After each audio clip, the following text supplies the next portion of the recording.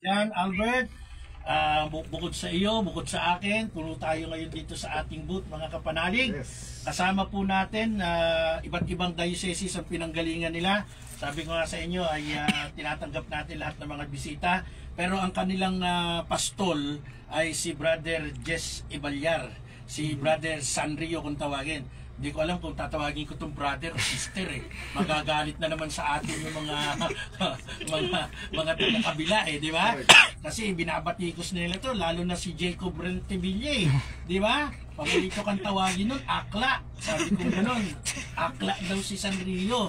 Pero pag pinag-aralan mo, mas akla siya. Kasi si Sanrio, nakabungad, pati muka, lahat, ginagawa. Sinasabi, walang tinatago. Si Jacob Rantevilla ba yun? Yung mula dun sa INC ng tulisan, di ba? INC. O, hindi naman makapagpakita ng pangalan niya. Puro peke ang binibigay na pangalan. So, sino ngayon na mas akla? Di ba? Hindi naman dinidinay ni Brother Jess na dati, iba ang buhay niya, no? Kasi lahat naman na nagkakamali, pwede magbago, di po ba? So, ang case ni Brother Jess, ako laging Jess ang tawag ko sa kanya, hindi ko siya tinatawag na Sanrio.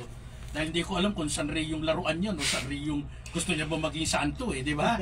So, kasama natin si Brother Jess Ibalyar, alias Sanrio, na nag-invite naman sa mga kasama natin dito. Unahin na natin from St. Peter Men's Society. Ito'y barkada ni ni Brother Hamps Kirey.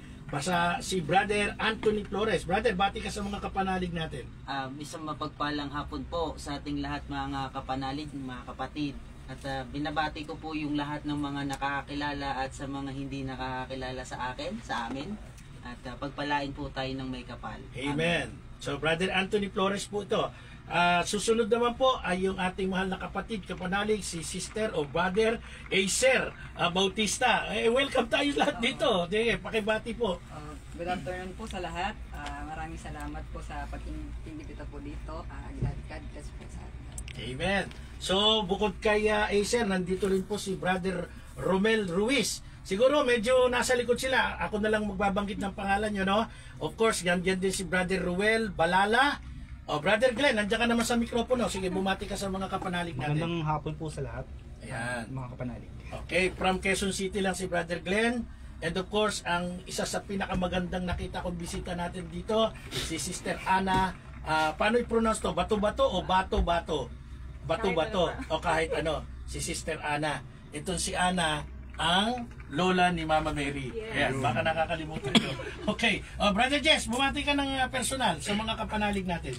Hi, hello. Magandang hapon sa lahat. Binabati ko po kayo na mapagpalang magandang hapon. Nawa ay nasa mabuti kayong kalagayan at salamat po sa inyong pagsuporta mga kapanalig ko sa Radyo Veritas at proud na proud ako na naging bahagi kami ngayon ng programang ito na kinikilala ng Simbahang Katolika. Yun lang po, Tito Marco. Amen. So, salamat sa iyo, Brother Jess or alias Sanrio. So, mga kapanalig, ang reason kung bakit sila nandito sa totoo lang, to visit the program. No? Salamat sa inyo at sila rin naman talaga interesadong maging mga defender of our Catholic faith. Etong si Brother Tunying Anthony Flores, talagang na to, nakikita ko na sa social media kumakasa na to mahusay na tao to. So malaman natin yung husay niya mamaya sa mga paliwanagan natin. Okay? So mga kapanalig, tulad po ng sinabi ko, samahan po ninyo kami. Shout out kay Brother Doy Pajardo, ay Luigi Martin Cruz, sa mga kapanalig natin sa iba't ibang panig ng sanlibutan. Merong nakikinig ng gabi na ngayon, merong hapon, merong tanghali, merong umaga. Maligayang pakikinig po yung ating mga kaibigan sa Roma, Italia, si Father Randy Sison, nandiyan dyan, at nandiyan din si Sister Purisima Arsiaga, marami pa. So magandang pakikinig at masayang pakikinig po sa ating lahat. Good Shepherd Sunday. Okay. So ituloy po natin yung ating pagtatalakayan sa ating palatuntunan last Sunday kung saan ay tinanong natin bakit tumatalikod sa pagiging Katoliko yung ibang mga kapanalig natin. At sa tanong na ito, meron po tayong nakita sa ating pag-research, no? Alam niyo tayo importanteng nagre-research. Pag hindi ka nag-base sa mga research, no? Ikaw na pinakakawawang tao sa mundo. Kasi ibig sabihin nun, stagnant ka sa present. Parang ano lang yan pag nag-aral ka, kailangan mo ng kasaysayan or history. Kasi pag hindi ka dumepende sa history, hindi ka tumingin sa nakaraan, hindi mo mahaharap yung kasalukuyan. Maraming problema sa ibang kaibayo natin yan Ayaw nila ng history, kaya hindi nila nakukuha yung katotohanan. So sa tanong, bakit ba may mga Katolikong tumatalikod sa ating pananampalataya, tulad nung sinabi natin, Brother Albert, yung 10 reason ng isang Katoliko na ngayon ay prominente na po sa social media at ito yung kanyang ipinangangalandakan bukod dun sa paborito ni Jess na si yung may topak Denmar. hindi yun si Unyango naman yun si yung JC ba yun? JC Si Jay. Si Jay Si Jay Texon. So yun. Ngayon, bukod dyan, meron akong libro. Baka hindi nyo pa na-encounter ito. Itong librong ito, the title is Truth Encounter, Catholicism and Holy Scripture. Nung nakaraang Lunes, nag-lecture ako sa Don Bosco, Makati, no? Ano ang relation nitong librong ito? Kasi ang author ng librong ito ay dating director ng Don Bosco, Makati. At hindi lamang basta director, nag-aral sa sa Italia, sa Roma. Isang pari. Pero itong paring ito na tumutugon sa pangalang Anthony Pesota, Salesian of Don Bosco, ay numero 1 kritiko ng ating pananampalatayang Katoliko.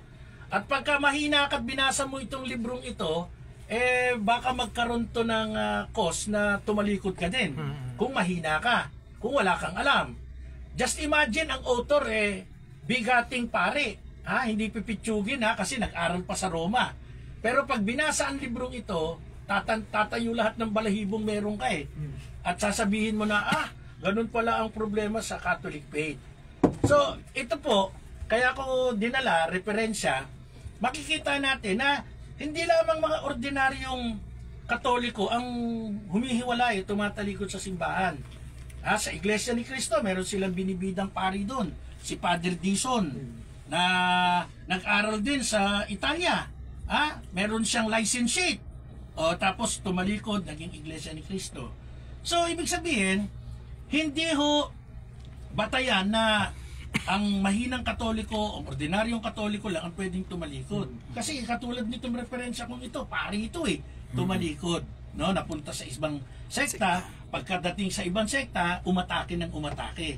So, sa ating research, ano yung 10 dahilan daw kung bakit ang mga Katoliko ay tumatalikod?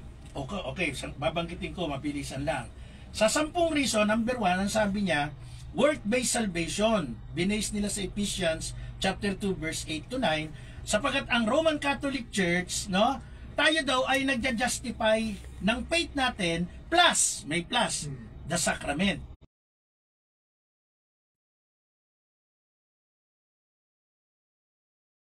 Na ma-encourage kang sumama sa kanila, di ba? Ano pa? Mariology. Kasi si Maria daw ay hindi naman talaga immaculate. Yun ang ating dogma. At hindi ito teaching o doctrine, dogma. So ano ang dogma ng Catholic Church kay Mama Mary? Walang bahid kasalanan. Pero pag binuklat ang Bible, makikita natin sa Bible, nasa yung Bible ko? Ito pala, sige, wala ko lang. Ano sabi sa Bible? Sa Romans chapter 5 verse 12 at saka Romans 3:23, sapagkat ang lahat ay nagkasala, walang matuwid, wala kahit isa. Tapos magkiklaim ang Catholic Church, hindi, si Maria ay walang bahid kasalanan. Teka lang, nasa Bible walang matuwid, wala kahit isa. So tayo, pagka napakinggan natin at nabasa yon, may punto. Kasi sasabihin sa atin, ano ba basis ninyo? Turo ng simbahan, turo ng magisteryo, si Maria ay walang kasalanan. Eto Bible, ano nakalagay sa Bible? Lahat, wala kahit isa. Sino ngayon paniniwalaan mo? Yung Bible o yung turo ng simbahan? I-base pa, pagbabanggain pa yung Catechism of the Catholic Church tsaka yung Bible. Sino ang susundin mo dyan? Yung Bible o yung Catechism? Mga hinang Katoliko, Bible. Bakit? Kasi gawa ng mga apostol yan. Diba? Guided by the Holy Spirit. So maraming pagkakataon na dahil sa kakulangan ng isang Katoliko, naaakay siya at napupunta siya ng ibang sekta. Pero Brother Marco, paano yung mga pare? Huwag mo sabihin sa aking mahina yan sa Catechism of the Catholic Church. Nag-aral pa sa Roma yan. Sino nag-aral sa Roma sa atin dito? Ito mga to, nag-aral sa Roma. Yung binanggit ko kanina, si Padre Randy Sison, ando doon, nag-aaral sa Roma. Ibig sabihin, hindi lahat ng pare nag-aral sa Roma eh. Pag pinag-aral ka sa Roma, katulad ni Bishop Broderick Pabilio, dalubhasang obispo natin, Bible scholar. Bible scholar, hindi basta-basta. Paano itong mga to? Kasi ang sasabihin mo, ordinaryong Katoliko lang. Paano itong mga to? Bakit sila tumalikod? So yan po ang ating pag-aaralan at hihimayin sa pagbabalik ng ating palatuntunan.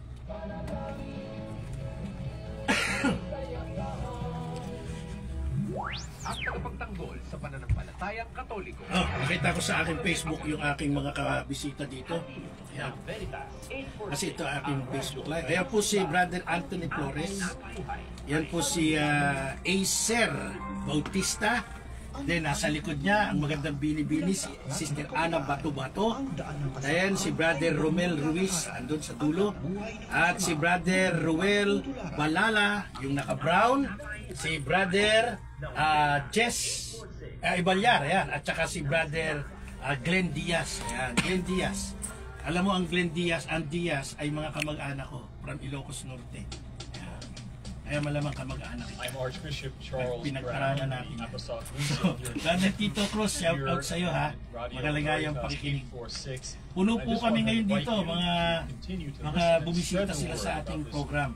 Maya-maya po, sa ating discussion ay mapapakinggan din natin yung kanilang mga tinig, yung kanilang mga pananaw. Of course, itong katabi ko, si Brother Albert Galvez from Diocese of Imus. Brother Marlon Galvez, shout out po sa iyo. Shout out po kay Brother Debbie Lahera. Sabi niya kasama mo doon siya. Yes. Ave Maria! Rocha Plena! Okay. So tuloy ko lang po yung aking dinidiscuss mga kapanalig. Bakit tumatalikod sa pagiging Katoliko? Yung iba nating kapanalig kasama natin dati, ngayon ay naroon na. Yun nga, binanggit natin, work-based salvation, meron tayong justification by faith and sacraments. Si Mama Mary, naniniwala tayo sa kanyang mga aral, no? Yung kanyang dogma, Immaculate, Perpetual Virgin, etc. etc. And then Pope Papa C. Bakit naman Santo Papa ang tinatawag nating Holy Father? Sa 1 Samuel chapter 2 verse 2, ang tinutukoy na banal na ama ay walang iba kundi ang Diyos Ama. Pero sa Catholic, meron tayong Holy Father. Katulad ngayon ni Pope Francis, tawag natin Holy Father. Meron tayong intercession of the saints. Tinuturo daw sa lumang tipan from the very start, huwag kang hihingi ng tulong sa mga espiritu ng mga patay na. Tapos tayo mga Katoliko, meron tayong intercession of the saints na talagang nilalapitan natin. Idolatrous worship. Yung Roman Catholic, meron tayong statues, icons, and images contrary doon sa Exodus chapter 20 verse 5 na sinabi ng Diyos, huwag kang gagawa ng mga larawan o anumang imahe. Sasabihin ng Katoliko, hindi totoo yan. Hindi namin sinasamba yan, pero hinahalikan, pinupunasan, pinuprosesyon, etc. etc. So kapag ka mahinang Katoliko at hindi ito naiintindihan according to the official teaching of the Church, there is a possibility na ito po ay totoong matalikod. Ano pa? Number 6, purgatory. Ito daw, invento lang ng Romano Katoliko. Kaya sa kanila, meron lamang dalawang pupuntahan, ang langit at ang impyerno. So, walang purgatorio. Sa Katoliko, may purgatorio. Saan daw makikita sa Bible yan? Well, of course, di natin nila tatanggapin yung tinatawag natin Deuterocanonical books. Kaya hindi nila tatanggapin yung sulat ni Judas Maccabeo. Ano pa? Confession and penance. Unbiblical to confess your sins to priest. Kasi daw, bakit ka magkukumpisal sa kapwa mo tao? Ang pari naman ay tao din. Minsan, sabi pa nga nila, ba't ako magkukumpisal dyan sa pari nila? Mas suplado pa sa akin yan. Di ba? Mas, sabi nga sa Bulacan, mas malurit pa sa akin yan. Pagka taga Bulacan ka, ang ibig sabihin ng malurit, medyo hindi maganda yung behavior or attitude. Di ba? Bakit daw nagkukumpisal sa pari? Transubstantiation, yung pagbabagong anyo. Sabi natin nun, pagbabagong anyo, pero hindi totoo yun. hindi nagbabagong anyo, kundi yung tinapay ay mismong katawan ng Panginoon. So ito daw, we don't need to crucify Jesus kasi ang tawag natin ay holy sacrifice of the mass. Contrary sa Hebreo chapter 7 verse 27 na si Jesus ay minsan lamang nagsakripisyo, pero tayo tinatawag natin na misa sacrifices of the mass o sacrifice of the mass. Number 9, the ordained priesthood. This distinction is unbiblical because in the New Covenant, all believers are priests. Eh bakit daw sa atin meron lang tayong particular na pari? So nakalulungkot. Number 10, dun sa 10 reasons ng pagtalikod why she left the Roman Catholic Church, the rosary, and wrote prayers. Kasi sabi sa Matthew 6:7 ay huwag kang manalangin ng paulit-ulit, pero sa rosary, whether we admit it or not, talaga namang nagpapaulit-ulit tayo. Pero pag hindi natin yan naintindihan, may tendency na yun nga ang magiging interpretation natin dun sa konteksto ng Matthew chapter 6 verse 7. So mga kapanalig, ito po yung 10 dahilan ng mga Katolikong umalis sa ating simbahan. At nakalulungkot po na sa totoo lang, baseless yung kanilang paniniwala na mali yung 10 tinukoy natin.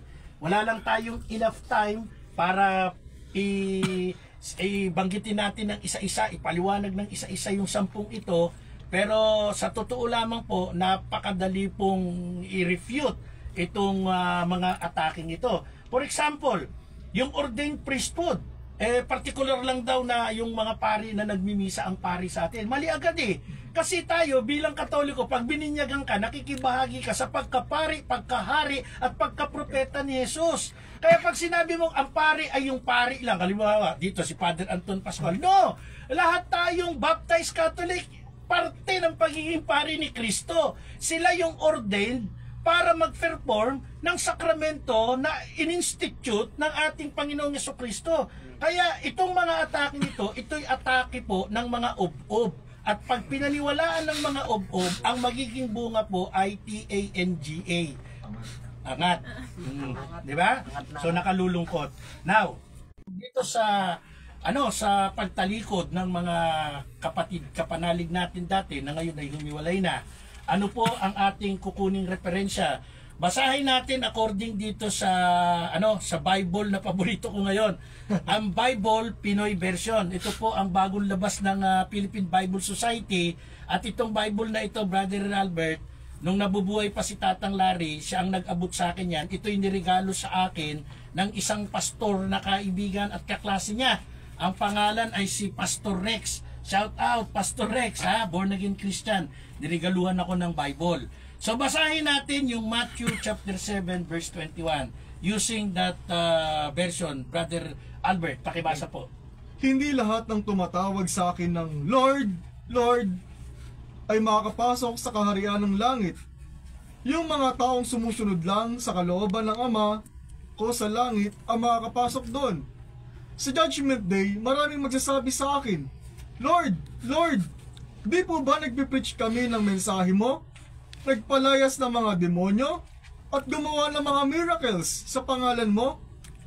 Pero sasabihin ko sa kanila, di ko kayo kilala. Lumayo kayo sa akin, ang sasama ninyo. Yan.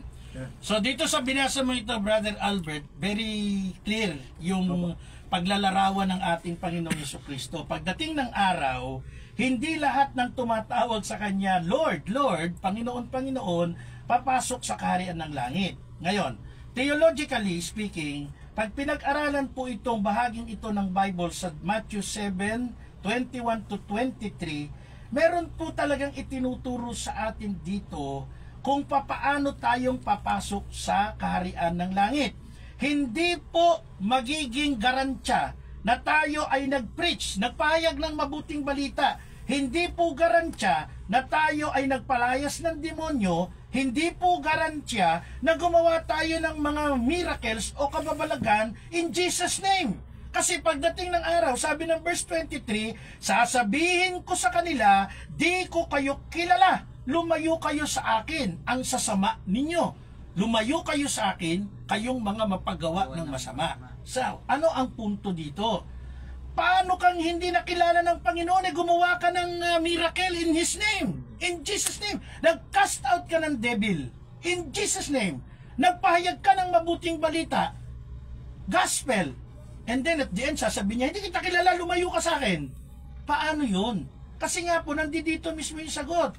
Di ba, Brother Tunying? Yes po. Ano ang ating maibabahagi sa Matthew 7:21 to 23? Ano ang paraan para makapasok tayo sa kaharian ng langit? Pakipaliwanag mo yan mula sa St. Peter Men's Society. Tindigan mo ang St. Peter Men's Society. Brother, pasok. Ayan, isang mapagpalang hapon po ulit sa lahat. Kasi ang sabi kasi dito sa Matthew chapter 7 verse 21 hanggang 23 ay malinaw naman doon na hindi lahat ng tumatawag ng Panginoon ay makakapasok sa kaharian ng langit, or hindi lahat ng mga tao na nagpipreach or nagpapagaling. Kasi maraming mga tao talaga, mga kahit na saang sekta, ang sabi nila ay nakakapagpapagaling sila. Ang dami nila niyan.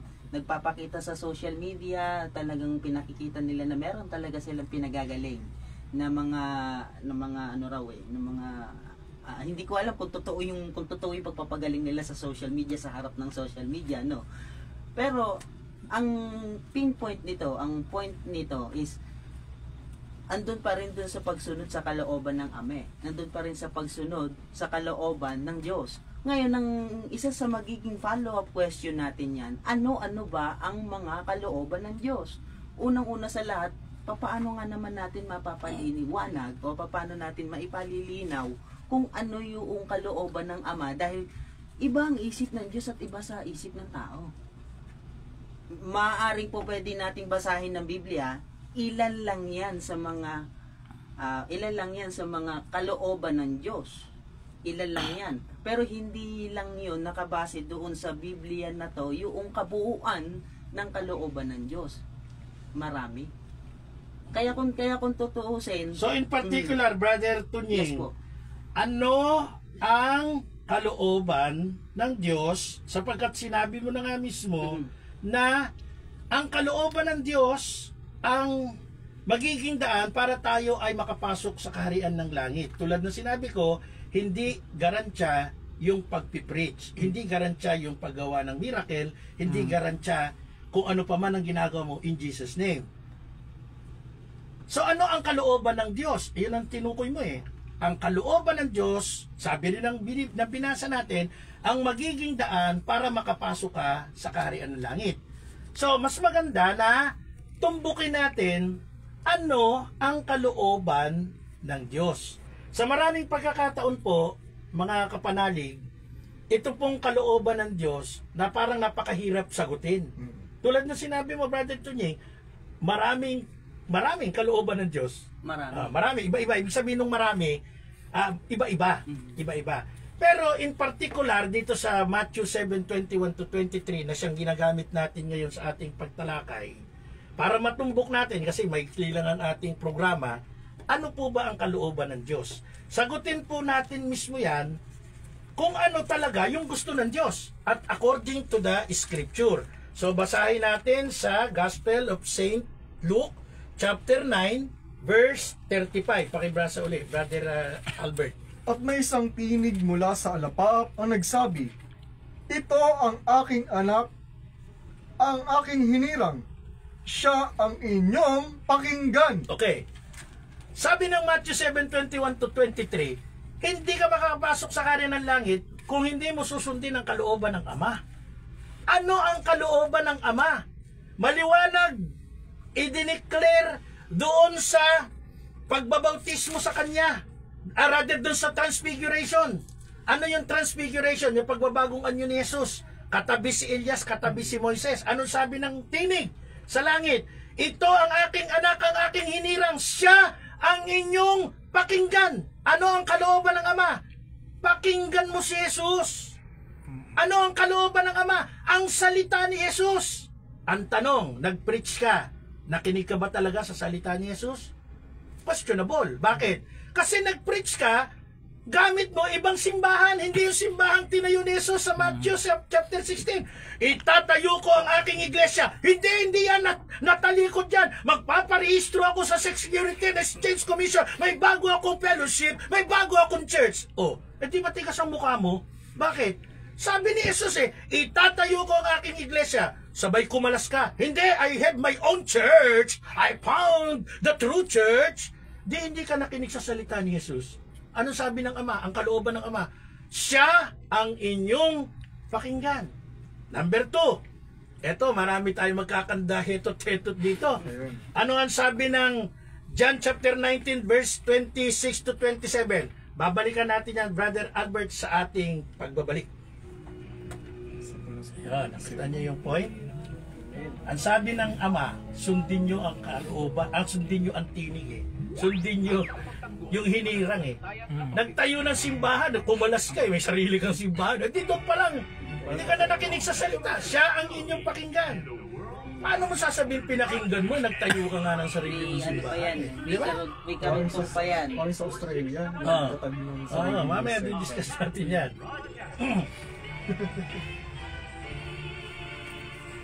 Ano yun yung tungkol dun sa hindi magsasalita. Shout out, Sister Miriam Chan.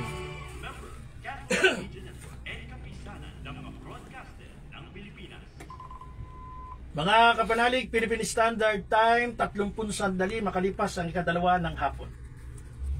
Kayo'y nakikinig sa programa Apologetica. Ave Maria! Gratia Plena! Isang mapagpalang araw po, nasa ikalawang bahagi na tayo ng ating programang Apologetica.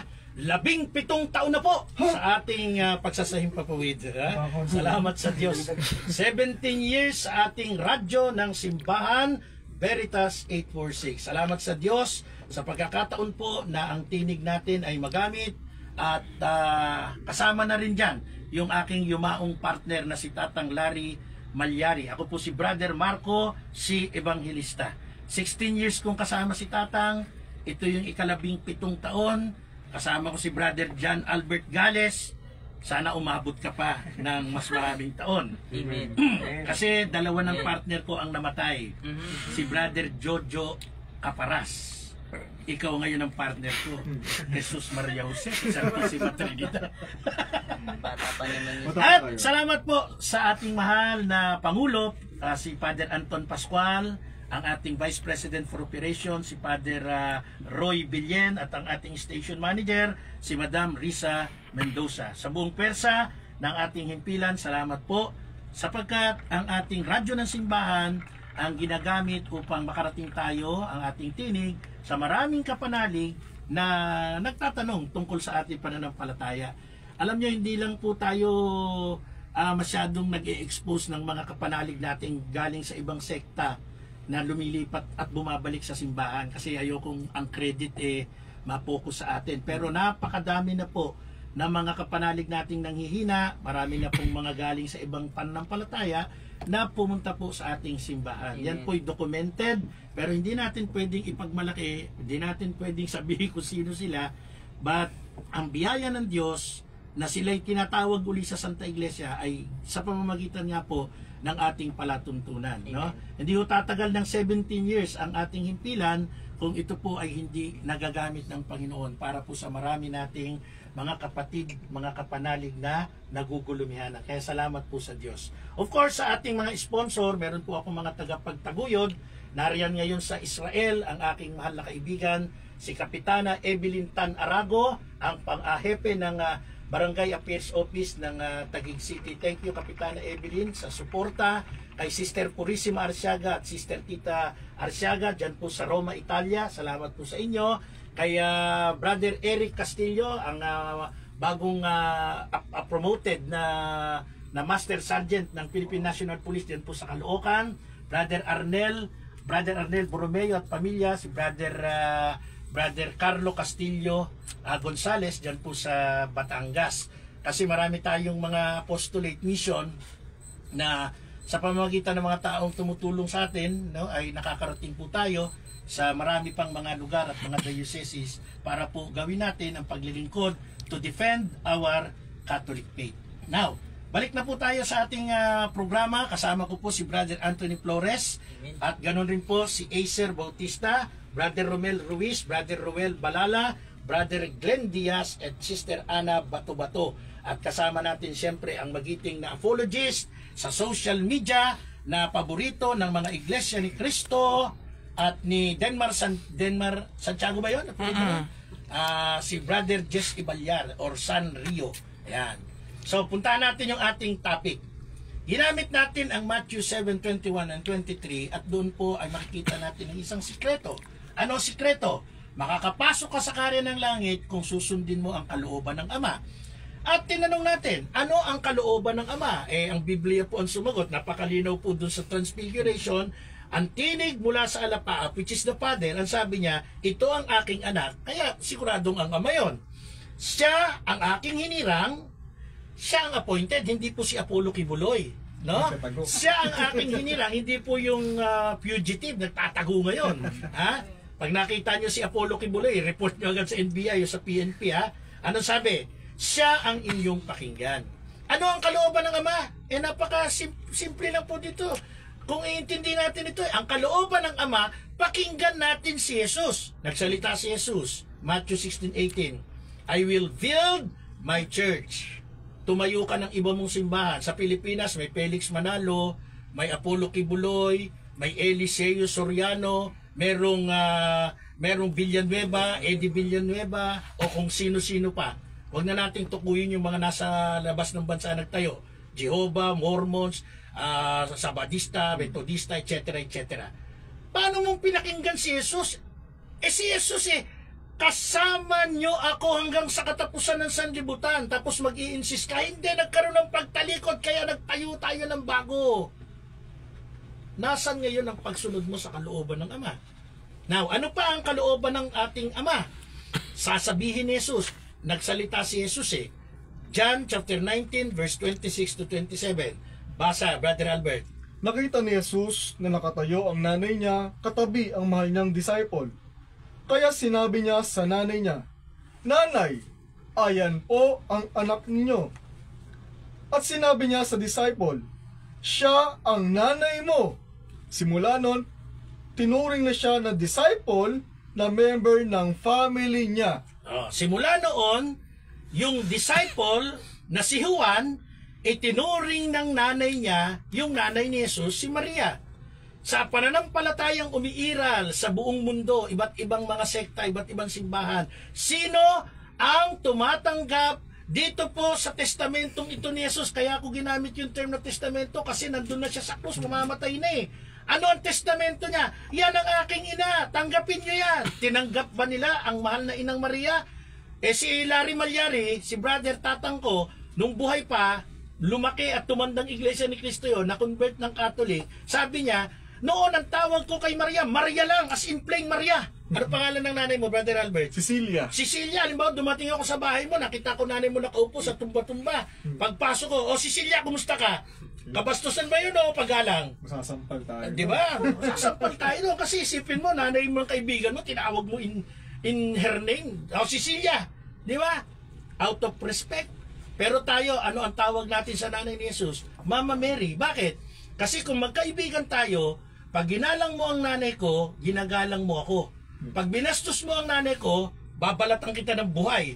Kasi nanay ko yan ang Panginoong Yesus, ibinigay na nga yung nanay niya sa atin. Kaya nga ang tawag yan sa John chapter 19 ay turnover ceremony.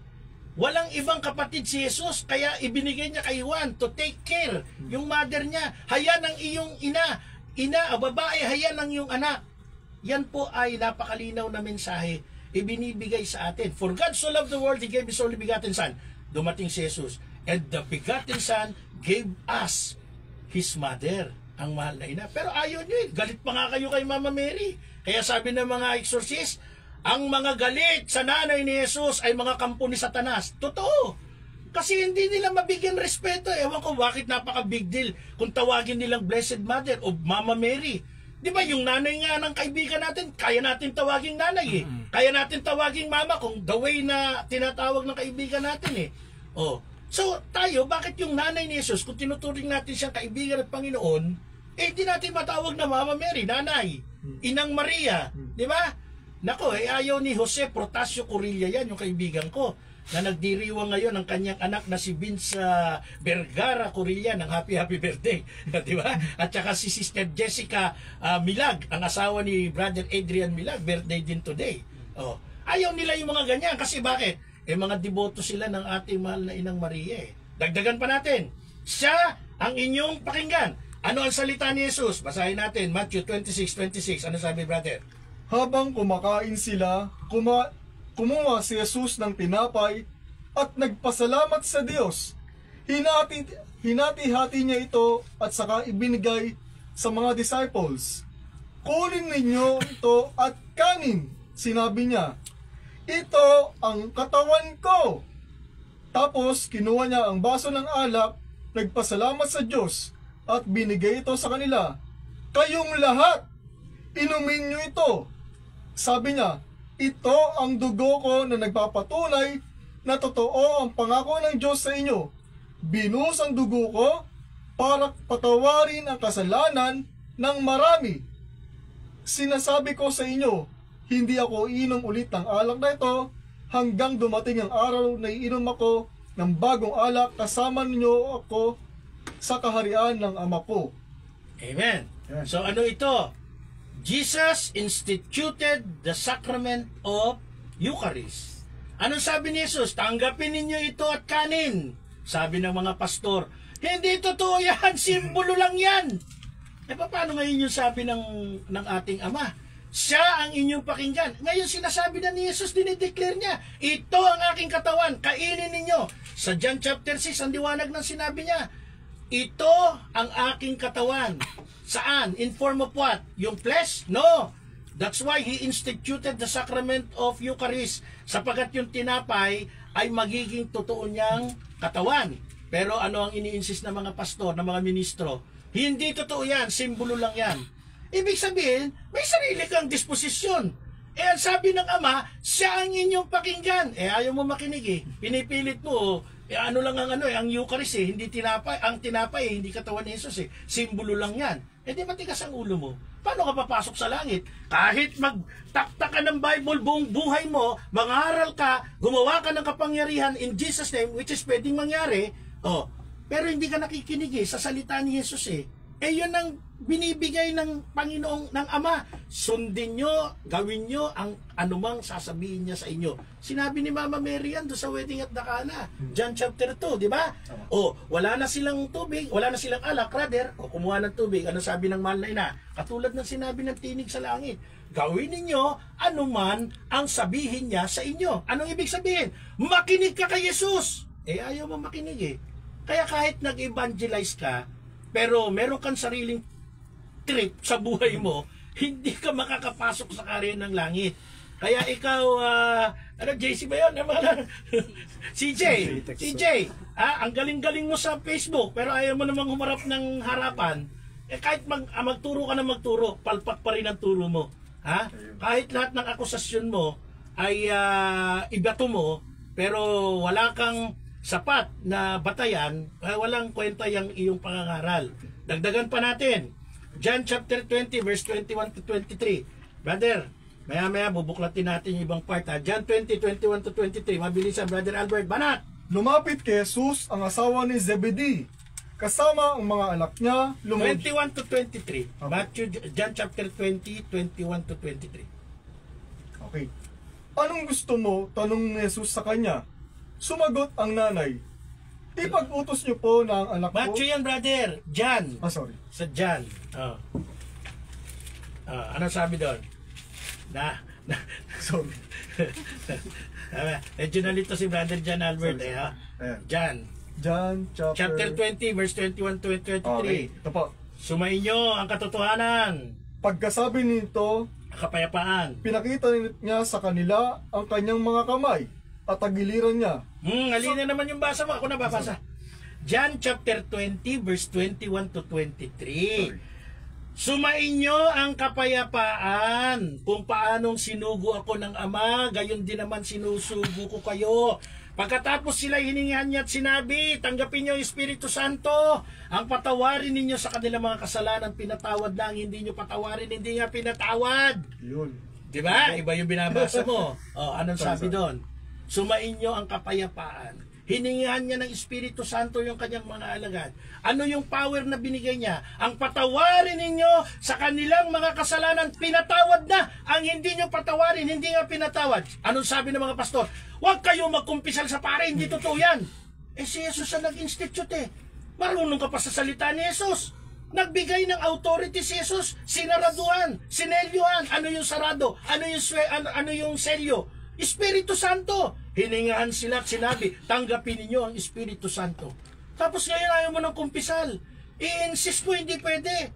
Bawal magkumpisal ang kapwa-tao sa kapwa-tao. Totoo ba yun? Sabi ni Santiago 5:16, ipagtapat ninyo sa inyong kapwa ang inyong mga kasalanan. Di may turo pala Bible, magsabi ka ng kasalanan sa iyong kapwa. Sinong kapwa? Kay John Albert Gales? No. Bakit? He is not authorized. Pag may sunog, tawag kang bumbero. Pag may away, tawag kang pulis. Pag may sakit, tawag kang doktor. Pag may kasalanan, tumawag ka sa hinirang ng Diyos. Hebrews chapter 5. Sino yan? Ang bawat saserdote, hinirang ng Diyos para maghandog para sa mga kasalanan. Meron certain person na binigyan ng authority para gawin yung partikular na tungkulin na yan. At sino yan?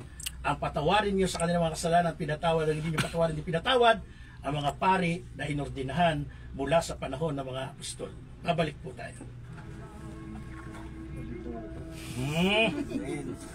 Basahin mo, brother, yung pinaka-closing verse natin. John 14:15, 14:15, at saka John 15:10. Bigay ko sa iyo. Yan ang magsasarado sa ating topic. Ano yan? John chapter 14 verse 14:15. 14:15. Meron daw akong ballpen. 14:15.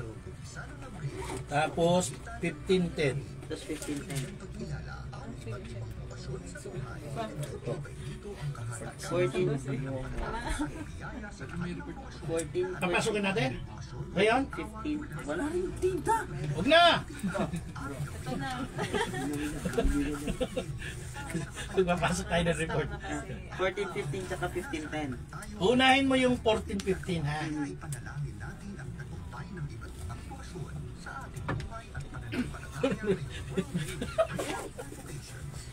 Ang paling buti. Pala. Buti na lang, kabisado ko yun. Naging Tatasa sana ako ng kamay kanina Nakabuklat na ako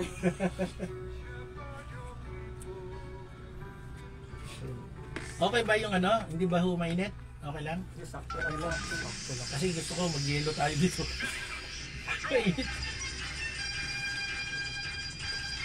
Okay mga kapanalig, bibigyan daan po natin ng isang pag-uulat ng ating Veritas Patrol, Brother Jeremiah Figarola, tungkol po sa investors patuloy na hihimukin para sa agrikultura.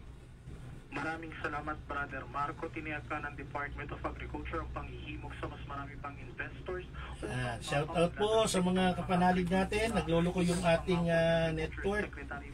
Kaya medyo yung ibang mga nakikinig sa atin ay Brother Marco Carion, shout out. Brother Jessica Tat. Oo, kahapon nasa birthday ako ng aking dalawang apo. Happy birthday kay JM at kay JB Valdez. Ayan. Sa mga local agricultural products. Sa tulong din ng pagpaparami ng investor ay inaasahan ng kagawaran na higit na maabot ang food security o pagkakaroon ng Pilipinas ng sapat na supply ng pagkain.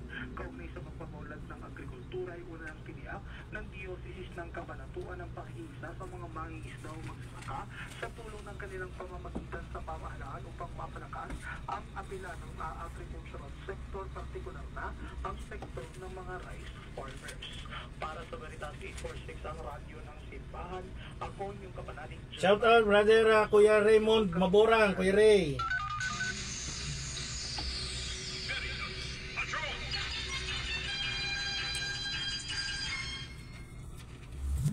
Kayo'y nakikinig sa programa Apologetica.